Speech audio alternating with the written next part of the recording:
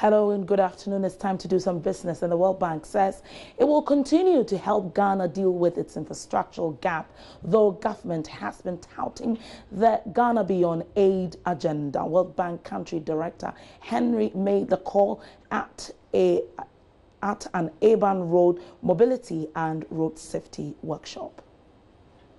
Loses 2,000 people every year on our roads. So this is an important issue that needs to be addressed by everybody. And the World Bank is supporting programs. In Ghana, we have road safety programs, we have road infrastructure programs, and we have other types of programs that are all designed to reduce the number of injuries and fatalities on the roads. Are you worried? You've been in Ghana for some time. Are you worried about the number of unfunctioning traffic lights on our roads? That is only one aspect. Traffic lights, poor driver behavior, poor conditions of roads, poor conditions of vehicles, all of these contribute to poor road safety. So it is not just traffic lights, it goes way beyond that to include several other factors. And it needs the commitment of the professionals. It needs better behavior on roads. It also needs the commitment at political level, at administrative level, and financially to try to come together to solve this problem. Prices of petroleum products have witnessed some marginal increase at the pumps by some oil marketing companies. Checks by Joy Business shows that the increase took effect from Sunday morning. But what has caused this, especially when on three separate occasions in the last 2 months, these OMCs failed to reduce prices as expected? In 2 other instances, prices should have gone down. The OMCs did not respond. And now they are responding. For you, let me first get your views on this increment. If you listen to some of the OMCs, they should have gone up last 2 weeks. They didn't, because according to them, they wanted to vary and see if the city would do any better. Unfortunately, per what they argue, the city also seemed to have done a bit poorly the past 2 weeks. And so what we are seeing now is more of the city's performance than even the international market figures being as bad. We are saying that the Ghanaian consumer cannot continue to bear the brunt of the city's performance and the international market factors combined. If you look at other oil-producing countries like the United States and even Nigeria, who may be producing more than we do anyway, prices are a bit lower than we have. And we are saying that we may have to tinker with certain ideas and possibilities, and for which we are calling for the national dialogue.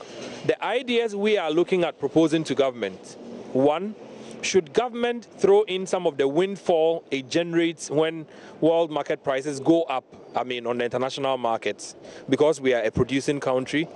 Should we have the Bank of Ghana also agree with some of these petroleum importers a certain, exchange rate, such that the speculation bit within the forex, trade, the pricing bit could also be minimized or taken care of.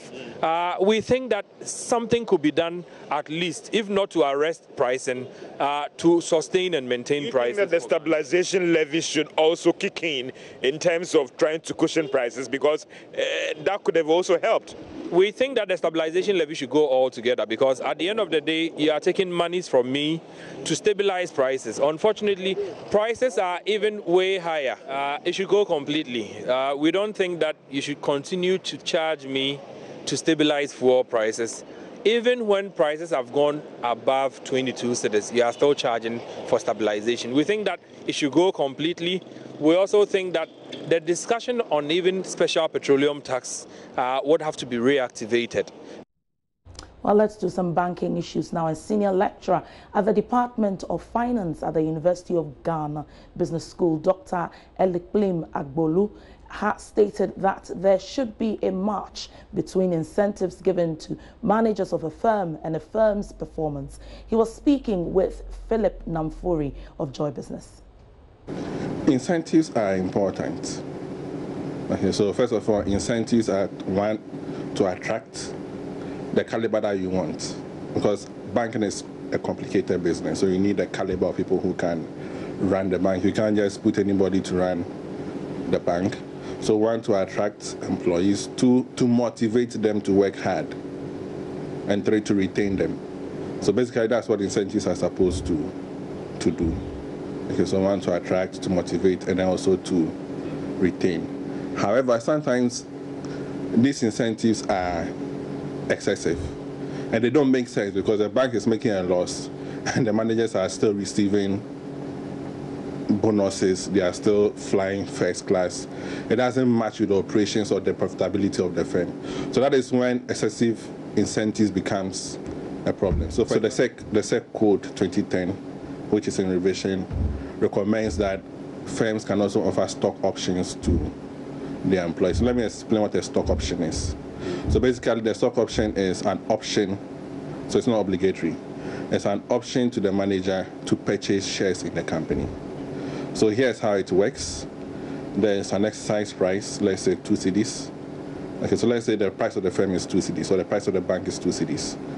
Now, the manager can buy the shares at 2 cedis, but after 3 years, if he works hard and the price of the company increases to, let's say, 5 cedis, he can buy the shares at 2 cedis and then can subsequently sell it at the market for, let's say, 5 cedis, making a profit of 3 cedis.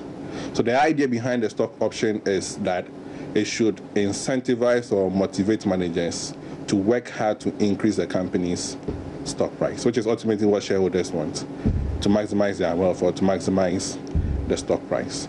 However, stock options also come with a problem.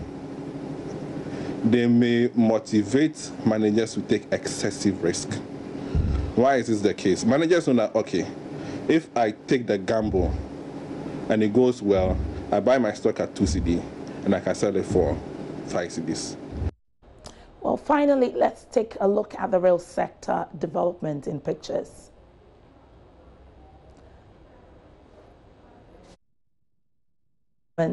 That are currently going on in the real sector. Some developments around Achimota, some at Kojokrom, some also on the Western Corridor.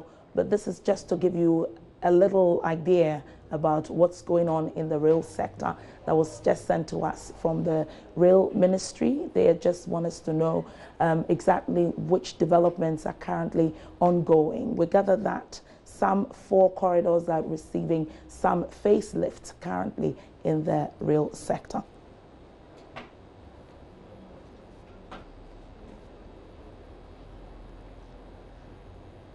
Well, that's it for business. Emmanuel Bwajiafe will be coming up with a lot more at the marketplace. Please join him.